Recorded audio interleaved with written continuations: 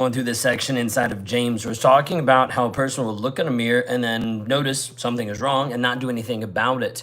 And it made me really think as he dove deeper into the passage about this piece where someone will not just see that there's a problem in their life, but they will ignore it. Then they'll tell somebody that they don't have a problem. Then they'll tell somebody that the other person is the problem, all to avoid taking accountability, taking responsibility for their actions. And it's one of those things that came up and made me really think of how I used to show up, of how I used to be. Of every single time I would have someone point something out. Hey, you're acting abusive. Hey, you're acting this way. Hey, you're hurting me by how you're talking. Hey, what you're saying isn't kind. Hey, you're crossing boundaries. Like every time people would say different things, they would try to wake me up. I would be like, you don't know what you're talking about. That's stupid. You're ridiculous. I would put everything down and I would ignore what I saw about myself.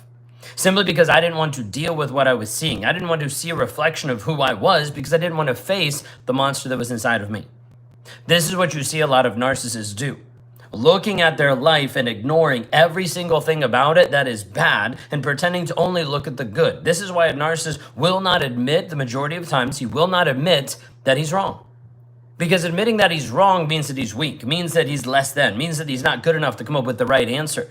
Means that he's not as smart as another person in the room, means that someone else is better than him. It's a lot of different ways that he'll look at it, but a narcissist doesn't want to admit that he's wrong. So if I was engaged in an argument with my wife and I realized that this piece was going south, where I wasn't going to win the argument in the way that I wanted to win it, then it's time to change tactics. It'd be to pick at something, do a straw man tactic, where I build something up of like, hey, this is what you're actually saying and defeat that, even though it's not even what she's talking about. Or I'd go after the character. Right? She doesn't know what she's talking about because she's just insecure, because she's too emotional, because she's all of these different things attacking her. I try to pull out different vulnerabilities to be able to say, okay, if I can discredit what she's saying, then I don't have to worry about it. It doesn't affect me. I try to find different pieces where factually she would be off just slightly, because I felt if I could disprove one tiny piece of the argument, I could disprove all of it. A narcissist will use so many different tactics. The guy that you're with is mentally, emotionally abusing you or manipulating you. He's using different tactics to try to keep you on edge, to try to keep you from actually seeing and understanding the truth of the situation. And he's doing this so he's in control of you. It all comes back to control. The guy that you're with is about control over you, and he's going to continue to do this because he has to be right. He can't be wrong. If he's wrong, what that does is it invokes this guilt, this shame, this not good enough, this piece of feeling less than. And a narcissist is running away from that over and over and over. I did for so many years. I didn't want to approach or deal with shame. Shame felt like I was going to die. Shame felt like it was the end of the world for me. And so I'd do anything I could, not to hurt other people, but to save myself from that hurt and pain that I thought was going to come. So if that meant hurting other people, I didn't care. Because all I cared about was myself, my image, how I felt, being good enough, all of this stuff that had to center around who I was. This is what happens. You'll have someone who understands a piece of what they're doing, but they compartmentalize it, they push it to the side, they gaslight, they blame, they project, they do all different types of things to avoid accountability and responsibility. And if you're in a relationship with a guy like that, you're not in a relationship. You're in a situation with a child, with a guy that doesn't actually care about you and he's not willing to own up and actually be a man. A guy that continues to say words but has no actions to follow them up. He continues to say that he cares about you, but he doesn't demonstrate that on a day-to-day basis. He doesn't show love, care, honor, and respect. That guy's just simply a liar. Yeah, you can look at him being a narcissist, not a narcissist, an abuser, not an abuser. At the end of the day, you have to look at the fact he's showing up as a liar and you're the one that's getting impacted by it. You're the one that's getting affected on a day-to-day basis. You're the one that's getting beat down mentally, emotionally, physically. Inside of this, I want you to see, this is how I showed up for years. This is the guy that I was. I would do all of these things to avoid accountability, avoid responsibility, because I didn't want to own the shit that was inside. I didn't want to own the shame and the guilt. I didn't want to own the things that were happening. And the majority of times you will not see a narcissist that actually wants to shift and change who he is because he's not willing to be honest about that. He's not willing to be honest about what's actually going on inside. He's not willing to be honest about looking deep and dealing with the shame. If you're in a relationship with a guy who's not willing to be honest to himself, not willing to be honest to you, not willing to work on himself, you're not in a relationship. This guy just has you in a situation that you're stuck, that you're confused, that you're lost, that you probably have gotten trauma bonded, which feels like you can't even leave, you can't even get away. The guy in your life, if he can't be wrong, he can't actually take the fact that he's wrong, there's some bigger issues there. I didn't handle being wrong for a long period of time. I wouldn't even say the words. It almost like they get stuck behind my teeth. I couldn't actually get them out. I was wrong. That seemed like an impossibility to actually say.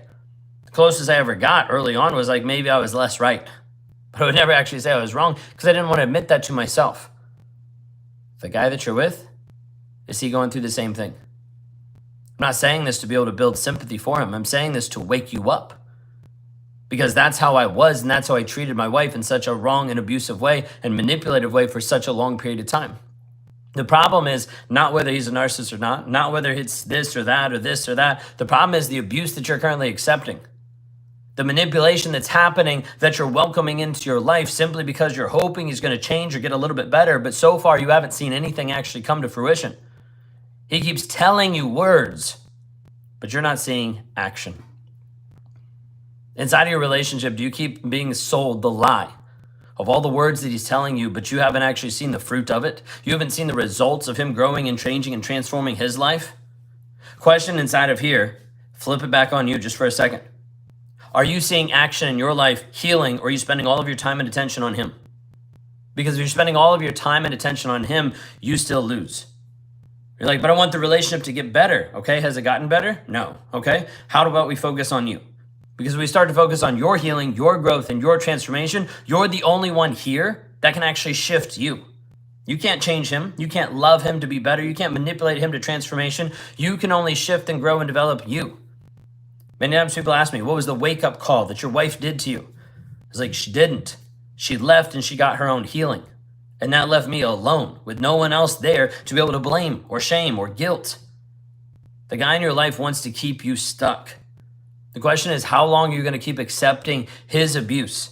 How long are you going to keep allowing this manipulation to happen in your life? How long are you going to get confused by the gaslighting that he's doing on a day-to-day basis? When will you take action for you? Because you can spend forever waiting for him to shift, or you can actually build the growth, the development, the future that you actually want for you. Whether that means in or out of the relationship, it doesn't matter. Healing starts now. Healing starts with you raising your hand saying, I want to heal. I want to develop. I don't want to be this person that's lowering my standards to be with a guy that's toxic, that's abusing me, that's manipulating me back and forth. If you're a woman today that's tired of being stuck in that prison, in that shell, and you're ready to actually find your clarity, your confidence, and your certainty, then reach out. Go to rawmotivations.com/breakthrough. Watch a quick video from me, fill out an application, and book a free call. For us to sit down and build a plan of where you are, where you want to go, and what's the gap in between. What are the challenges that we need to help you face? The hurdles to be able to jump through, to work through, so that you can actually be free. That could be physically, that could be mentally and emotionally first, because some of you need to build up the confidence to continue moving forward. Inside of this, if you're inside of this toxic relationship and you're confused and you're dealing with this, reach out.